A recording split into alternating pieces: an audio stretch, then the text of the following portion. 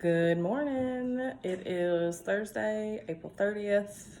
Today we're going to talk a little bit about the Cuban Missile Crisis. So the Cuban Missile Crisis took place in 1962. It only lasted about 13 days. However, before that, there were tensions between Cuba and the United States. So in 1959, Fidel Castro became the president. Fidel Castro was actually the president until 2008. 2008. So he was the ruler for an extremely long time. Cuba, in case you did not know, is about 80 miles south of Florida. Yes, I know this is an amazing drawing of the United States. My husband thought it looked like a whale, which now that I look at it, it kind of does. But Cuba is down here about 80 miles from Florida. So once he became the prime minister, he decided that he wanted to help raise the standard of living for his people. So he was very concerned about his people. In order to raise the standard of living for his people, let me backtrack. Standard of living is how much money do people need to live on. So his people were very poor, and he thought it was because a lot of foreigners owned the land in Cuba. So what he did was he forbade any foreigners from buying property, and the people that had property that were not from Cuba, he took that property away. He gave it to all of the people in Cuba, and they ended up with about 990 acres of land. And he thought that if they farmed this land, produced crops, and were able to sell these crops, their standard of living would grow higher. One of their crops that they grew was sugarcane, because it is in the tropics, and sugarcane grows very well in the tropics. Well, the United States didn't like that because they're going to lose a lot of money on this. And so right after he was elected to president, that's when the tensions began between Cuba and the United States. Now, in 1960, Fidel Castro decided to pair up with Russia and have trade with Russia. Fidel Castro didn't want to trade with the United States because there again, they had those tensions between them.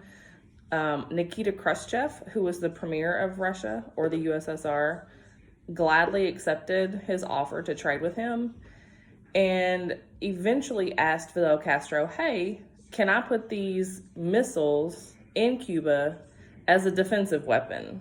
Because they were afraid that the United States were going to come down to Cuba and they wanted to use it as a defensive weapon. Unfortunately, the United States saw it as an offense and said, hey, you're gearing up for war. Why are you putting these nuclear missiles in Cuba? Now, these missiles were originally said to not be there. The United States found them because they were using a spy plane, and they flew over and they took pictures, and they brought those pictures back to the White House. And so Russia finally admitted, yes, hey, we have them, but they're only for defensive weapons. If you don't come and try and take over Cuba or take your land back, then there won't be any issues. There again, the United States didn't like this. So we see that this is Cuba. So this right here is this little island right here. So the Soviet Union placed missiles in Cuba, and then JFK sent a whole bunch of soldiers down to Cuba to try and take over. Now, in 1961, Fidel Castro told the U.S. Embassy that they had to reduce the amount of staff at the embassy. The United States didn't like that, and that was one of the reasons why JFK sent down these troops. So there were about 1,400 troops sent down to the Bay of Pigs. So this is just a waterway. It was called the Bay of Pigs. And lo and behold, these troops were defeated and they surrendered. And what Fidel Castro did next kind of embarrassed the United States. Because if you remember, the United States is supposed to be this great country, powerful. Well, Fidel Castro decided, hey, I'm going to take these troops that surrendered and I'm going to interview them on TV. So he interrogated them on TV, and it was a very large embarrassment for the United States. So after the failure of the Bay of Pigs invasion, JFK and others at the White House said, there's no way we can let him get away with this.